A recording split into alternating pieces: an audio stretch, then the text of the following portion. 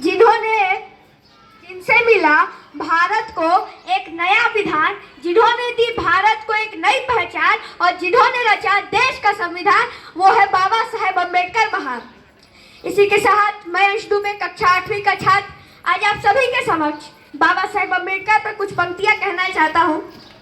बाबा साहेब अम्बेडकर का जन्म 14 अप्रैल 1891 को महार जाति में हुआ था, जिसे अछूत माना जाता था। और पहले मैं आपको बता दूं कि ये छुआछूत की परंपरा भारत की बिल्कुल नहीं है।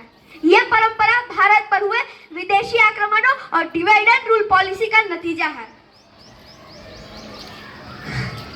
बाबा साहेब अम्बेडकर भारत में छुआछूत की परंपरा थी, वो डिवाइड एंड रूल पॉलिसी का नतीजा था।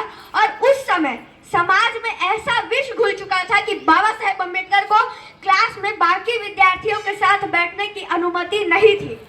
उन्हें क्लास के बाहर बैठना पड़ता था और साथ ही साथ स्कूल में रखे पानी के मटके को छूने की उनको अनुमति नहीं थी। जब उनको प्यास लगती तो उनको तब तक इंतजार करना पड़ता था जब तक कोई चपरासी खुद आके उनको पानी ना पिला दे। क्या आप विश्वास कर सकते हैं कि वो बच्चा जिसे क्लास के बाहर बैठाया जाता था, जिसे पानी का मटका छूने की अनुमति तक नहीं थी, वही बच्चा आगे चलकर 9 भाषाओं का ज्ञाता बना और जिसने 32 डिग्रियां ली थी। 32 डिग्रियां, सही सुना आपने, 32 डिग्रियां। और बाबा साहेब अम्बेडकर भारत के पहले ऐसे नागरिक थे जो विदेश जाकर अर्थशास्त्र में PhD की थी। उन्होंने बात आजादी से पहले की है। बाबा साहेब के बेटे थे जिनका नाम यशवंत राव था, और उस समय बाबा साहेब जो थे उन्हें वाइसरॉय काउंसिल में लेबर मिनिस्टर और PWD पब्लिक वर्क डिपार्टमेंट का भी कार्यभार दिया गया था। और उस समय भी PWD का बजट करोड़ों में हुआ करता था। PWD के कॉन्ट्रैक्ट लेने के लिए बड़े से बड़े कॉन्ट्रैक्टर्स लाइन में लगा करते थे।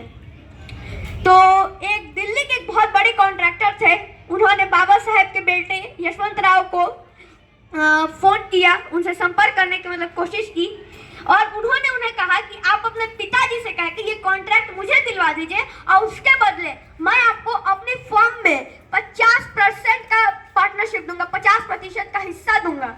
और उस समय भी ये 50% कई गुना का, कई करोड़ ज्यादा था।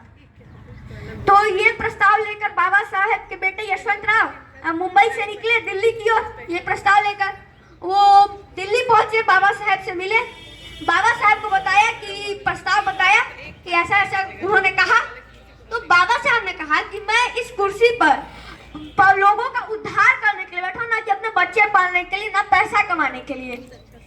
तो ये होती है किसी भी व्यक्ति को अपने कार्य के प्रति निष्ठा। और आपको ये जानना चाहिए कि बाबा साहेब 14 से 18 घंटे रोज पढ़ा करते थे।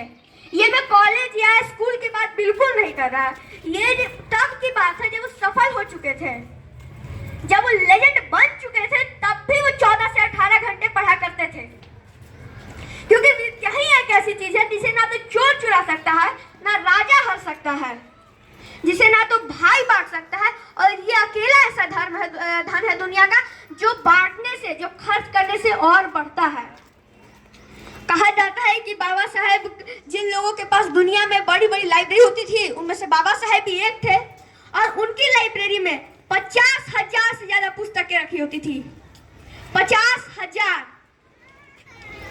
क्या था बाबा साहब के पास? कुछ भी नहीं, शून्य था उनके पास। जितना हमारे पास है, जितना आपके पास है, उससे कई गुना कम, कुछ भी नहीं था। फिर भी किसी व्यक्ति में पढ़ाई के प्रति इतनी इच्छा इतनी ज्यादा थी कि उन्हें आज इतने सफल आदमी उन्होंने बना दिया था। अच्छा, मैं आखिरी बात कहना चाहता हूँ कि हमें बाबा साहेब अम्बेडकर के हर एक कहानी, उनके जीवन, उनके संघर्ष से सीख लेनी चाहिए, उनसे प्रेरणा लेनी चाहिए। इसी के साथ मैं अपनी वाणी को विराम देना चाहता हूँ। धन्यवाद। जय हिंद, जय भारत।